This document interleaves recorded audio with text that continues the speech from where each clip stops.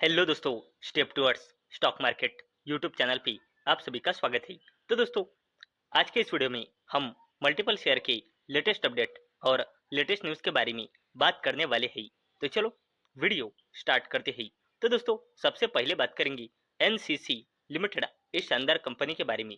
तो दोस्तों, इस कंपनी को जुलाई 2026 इस मंथ में 3 ऑर्डर्स मिले हैं, जिसकी वैल्यू है 1053 करोड़ रुपए। और दोस्तों, इस कंपनी को ये ऑर्डर्स मिले हैं बिल्डिंग्स और वाटर डिवीजन सेगमेंट में। और इसी जबरदस्त अपडेट के चलते एनसीसी लिमिटेड ये शानदार कंपनी फोकस में आ चुकी है।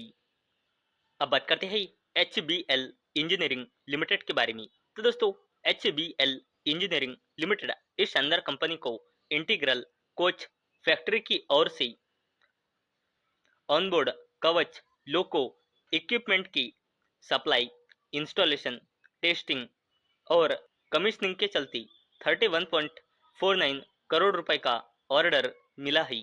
और इसी जबरदस्त अपडेट के चलते एचबीएल इंजीनियरिंग ये शानदार कंपनी फोकस में आ चुकी है।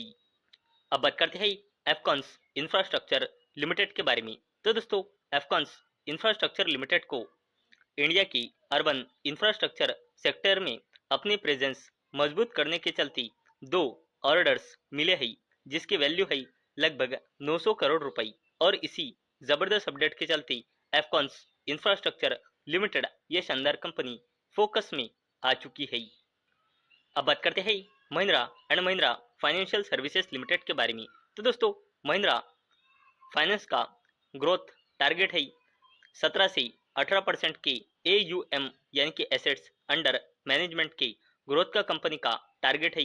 और दोस्तों, कंपनी के MD और CEO ने कहा कि कंपनी गोल्ड लोन बिजनेस में जल्द ही एंटर कर सकती है और कंपनी सही टाइमिंग और business model make strategic sense का वेट कर रही है। और दोस्तों, इसी जबरदस्त अपडेट के चलते Mahindra and Mahindra financial services limited ये शानदार कंपनी फोकस में आ चुकी है।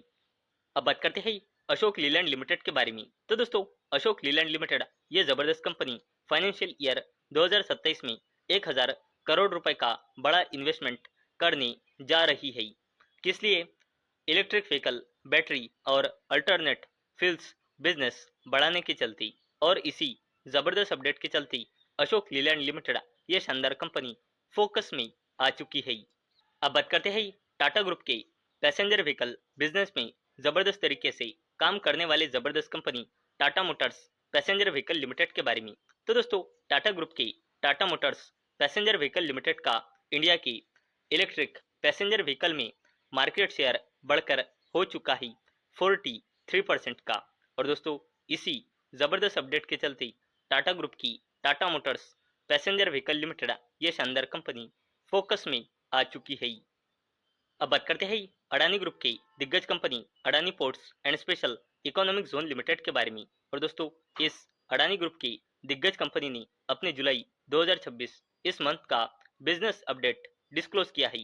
तो दोस्तों, इस कंपनी का cargo volume handle year on year basis पे 15% से बढ़कर 46.3 MMT यानी कि मिलियन मेट्रिक टन्स आया है, जिसे सपोर्ट मिला है ऑल कार्गो कैटेगरी की ग्रोथ के चलते, जिसमें ड्राई कार्गो भी शामिल है।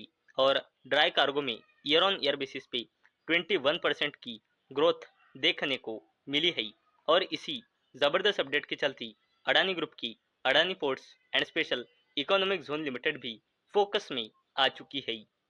अब बात करते हैं बजाज ग्रुप के दिग्गज कंपनी बजाज फिनसर्व लिमिटेड के बारे में। और दोस्तों, बजाज फिनसर्व लिमिटेड ये शानदार कंपनी री इंश्योरेंस बिजनेस में एंट्री करने जा रही है। और दोस्तों, पिछले 1 साल में ये थर्ड प्राइवेट प्लेयर है जिसने अनाउंस किया कि हम री इंश्योरेंस बिजनेस में एंट्री करने जा रही है। और दोस्तों, री इंश्योरेंस में एंट्री करने की अपडेट मुकेश अंबानी की जियो फाइनेंशियल सर्विसेज लिमिटेड की ओर से भी आई थी। और दोस्तों, बजाज ग्रुप की बजाज फिनसर्व लिमिटेड भी कितनी बड़ी कंपनी है ये तो आपको सबको पता ही है। और दोस्तों, इसी अपडेट के चलते कहीं ना कहीं मुकेश अंबानी के जियो फाइनेंशियल सर्विसेज लिमिटेड इस जबरदस्त कंपनी को भी झटका मिलेगा ही मिलेगा, क्योंकि कंपनी के साथ कंपटीशन और भी बढ़ने वाला है। और दोस्तों, अभी के हिसाब से इस री इंश्योरेंस बिजनेस में गवर्नमेंट कंपनी GIC-RE यानी कि जनरल इंश्योरेंस कॉरपोरेशन, ये जबरदस्त कंपनी डोमिनेट कर रही है। और दोस्तों, इसी जबरदस्त अपडेट के चलते बजाज फिंसर्व लिमिटेड ये शानदार कंपनी फोकस में आ चुकी है। अब बात करते हैं इंडिया की number 1 passenger vehicle company Maruti Suzuki India limited के बारे में। तो दोस्तों, मारुति सुजुकी इंडिया लिमिटेड ने अपने जुलाई 2026 इस मंथ का प्रोडक्शन का डेटा डिस्क्लोज किया है। तो दोस्तों, कंपनी का प्रोडक्शन रहा है जुलाई 2026 में 2,48,845 यूनिट्स का, जो एक साल पहले यानी कि जुलाई 2025 में था 1,87,073 यूनिट्स का। यानी कि यहाँ पे मारुति सुजुकी के प्रोडक्शन में ईयर ऑन ईयर बेसिस पे ज़बरदस्त ग्रोथ दिख रही है। और दोस्तों, किस व्हीकल का कितना प्रोडक्शन हुआ है जुलाई 2026 में और एक साल पहले कितना था, उसका पूरा डेटा आप यहाँ पे मॉडल्स देख सकते हो, और यहाँ पे कितने प्रोडक्शन हुआ है जुलाई 2026 में और जुलाई 2025 में, उसका डेटा भी आप यहाँ पे देख सकते हो। और इसी ज़बरदस्त अपडेट के चलते मारुति सुजुकी इंडिया लिमिटेड भी फोकस में आ चुकी है।